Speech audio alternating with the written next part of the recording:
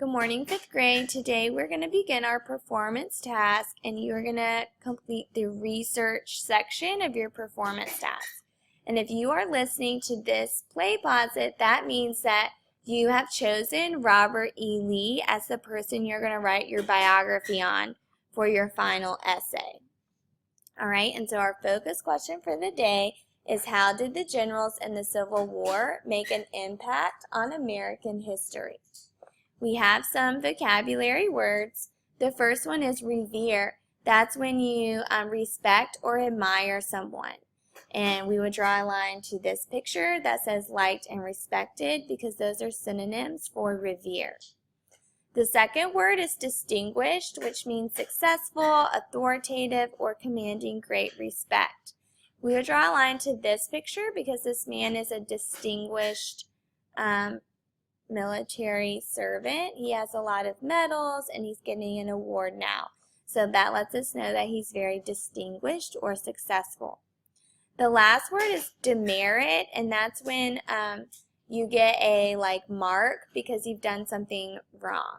And so a demerit is similar to a level that you would get in this class.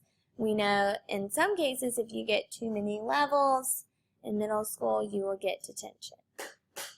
All right, so we're going to begin reading our text, Robert E. Lee Biography. And as we're reading, you'll need to pause after each section and answer the questions in the boxes. So this first section, we would ask a how or why question about our title, and then we would underline the answer to that question and write the main idea.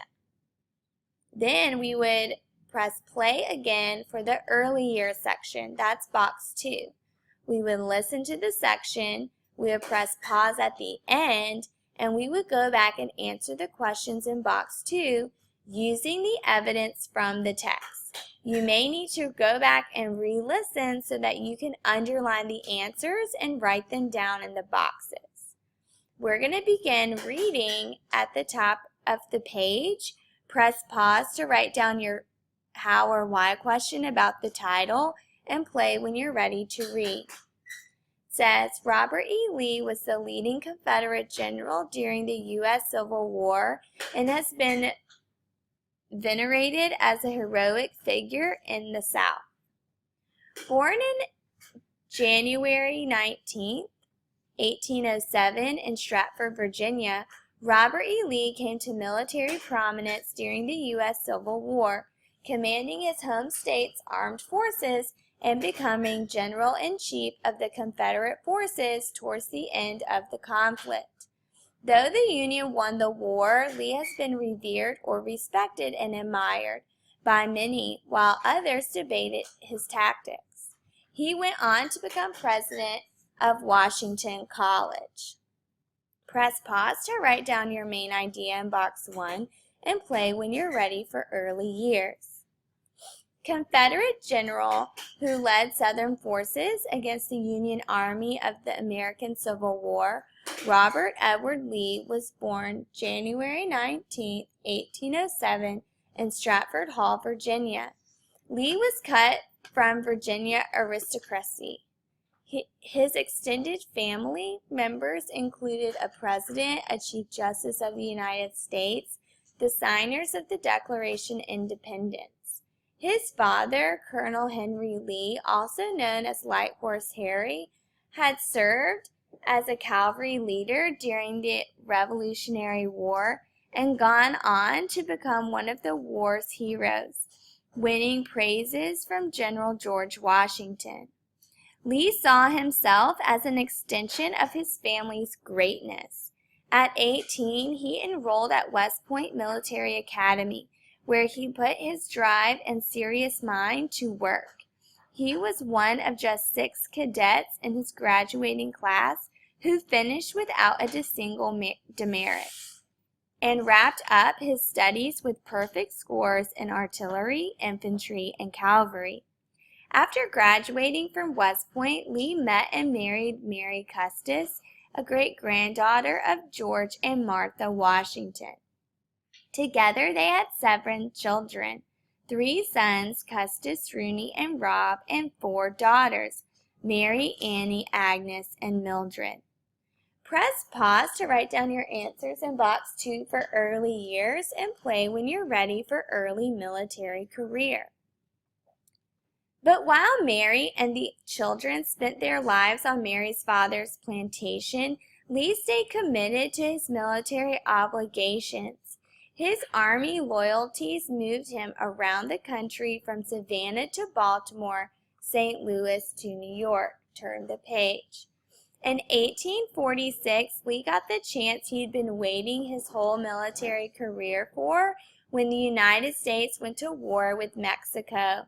Serving under General Winfield Scott, Lee distinguished himself as a brave battle commander and brilliant tactician. In the aftermath of the U.S. victory over its neighbor, Lee was held up as a hero. Scott showered Lee with particular praise, saying that in the event the U.S. went into another war, the government should consider taking a life insurance policy on the commander. But life away from the battlefield proved difficult for Lee to handle. He struggled with the mundane or boring tasks associated with his work and life.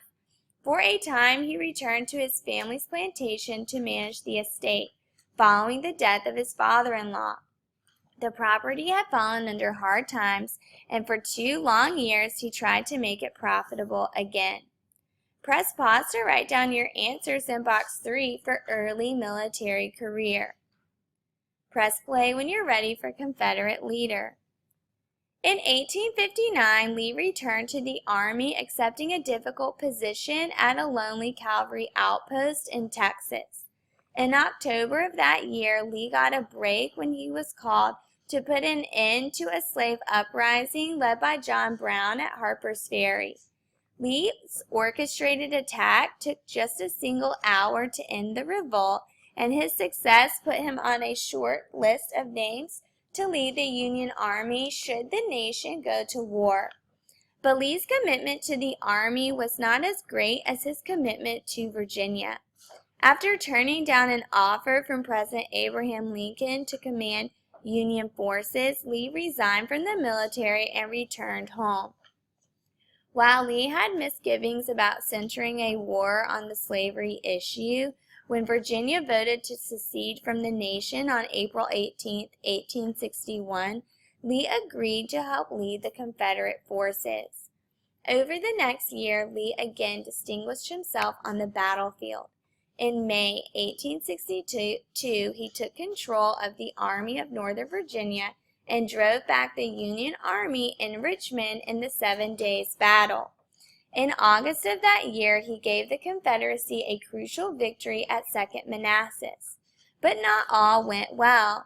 He came close to disaster when he tried to cross the Potomac, just barely escaping at the bloody battle known as Antietam. In it, nearly 14,000 of his men were captured, wounded, or killed. From July 1st to July 3rd, 1863, Lee's forces suffered another round of heavy casualties in Gettysburg, Pennsylvania. The 3-day standoff, known as the Battle of Gettysburg, almost destroyed his army, ending Lee's invasion of the North and helping to turn the war around for the Union. By the summer of 1864, Ulysses S. Grant had gained the upper hand, decimating much of Richmond, the Confederates' capital, and Petersburg. By early 1865, the fate of the war was clear, a fact driven home on April 2nd when Lee was forced to abandon Richmond. A week later, a reluctant and despondent Lee surrendered to Grant at a private home in Appomattox, Virginia. "I suppose there is nothing for me to do but go and see General Grant," he told an aide, "and I would rather die 1,000 deaths." Press pause to write down your answers in boxes 4, 5, and 6 for Confederate leader. Press play when you're ready for final years. Saved from being hanged as a traitor by a forgiving Lincoln and Grant, Lee returned to his family in April 1865. He eventually accepted a job as president of a small college in Western Virginia and kept quiet about the nation's politics after the war. In October 1870, he suffered a massive stroke. He died at his home surrounded by family on October 12th. Silently write down your answers for box 7.